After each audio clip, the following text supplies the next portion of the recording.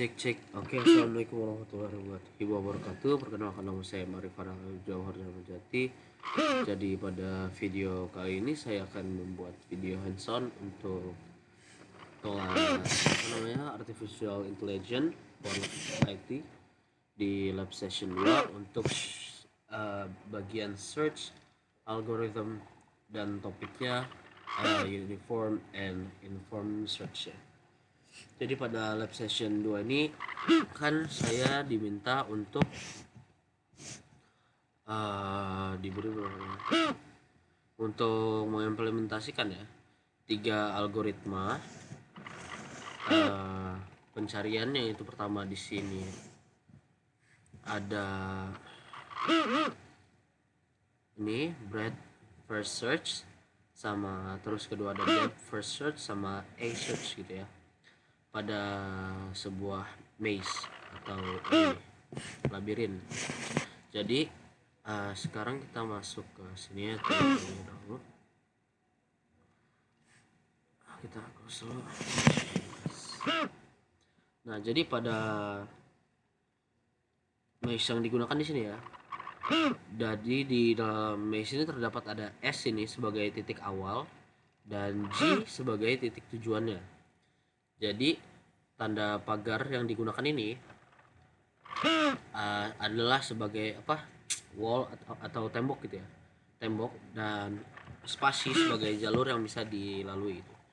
Jadi ilustrasinya, setiap algoritma akan mencoba mencari jalur dari titik S mencari jalur ke titik G gitu ya, G, dengan cara yang berbeda-beda.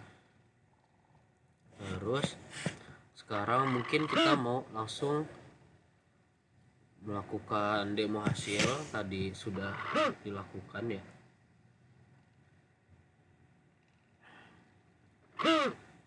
Nah, jadi pada demo hasil di sini saya mulai dari di sini ya, BFS ini. Jadi BFS ini kan bekerja dengan cara mengeksplorasi node secara menyebar gitu ya, langsung nyebar ke berseluruhan gitu ya, menggunakan queue. Jadi hasil yang didapat sini bisa dilihat di sini ada di jalur yang kita tempuhnya, path like-nya ini ada 30 step atau 30 langkah gitu ya, dengan jumlah node yang di eksplorasi itu sebanyak 66.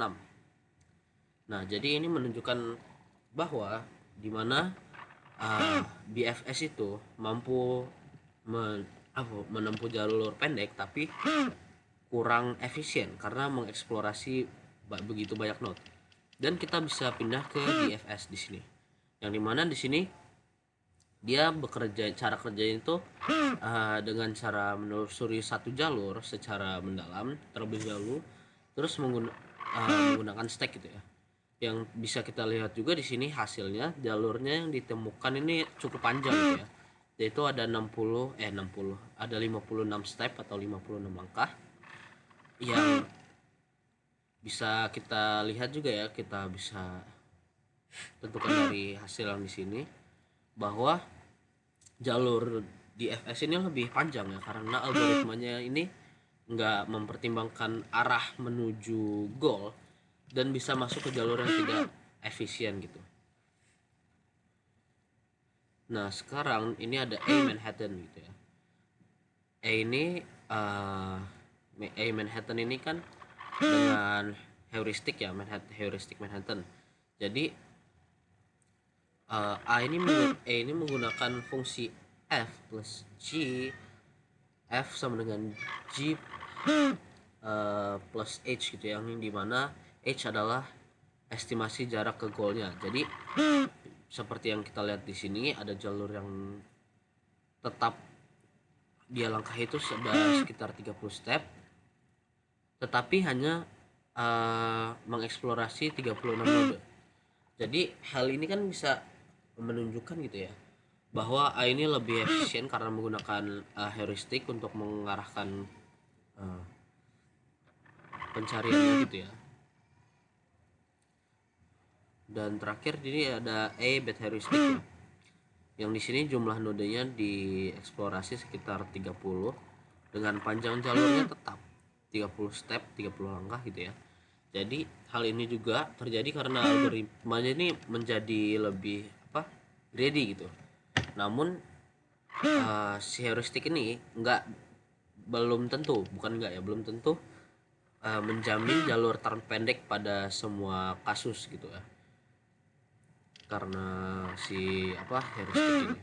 Jadi dari perbandingan yang bisa kita lihat di sini, BFS itu kan dia menghasilkan jalur terpendek ya, tapi dia mengeksplor node-nya itu paling banyak gitu ya.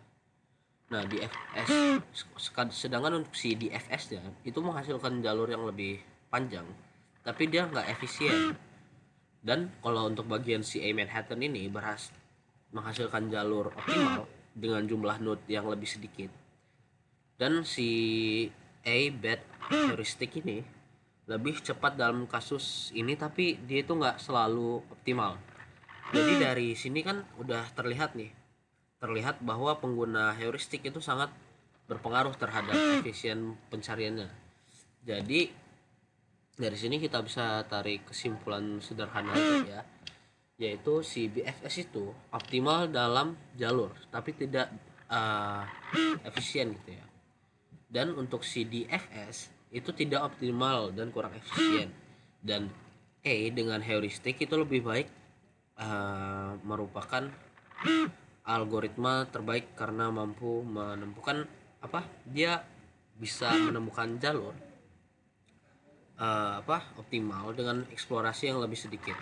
Sedangkan A dengan bad heuristik itu tidak dapat menjamin optimasi, meskipun pada kasus ini hasilnya terlihat optimal gitu ya.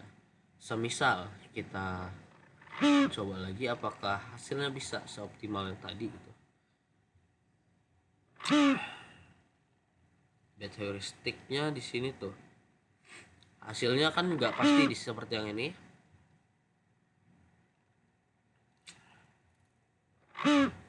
DFS bad heuristiknya masih 30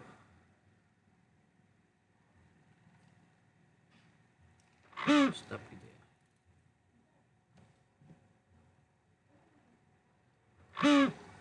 Ya mungkin di sini program yang kurang sesuai. Tapi pokoknya si bad heuristik itu nggak selalu menjamin dia akan dapat menjamin si optimasinya. Jadi meskipun pada kasus ini ya tadi seperti ini, saya ulang lagi. Di sini dia itu masih sama ya. Tapi dia tetap nggak menjamin optimasi, meskipun yang saya coba run di project kali ini dia masih begitu. Coba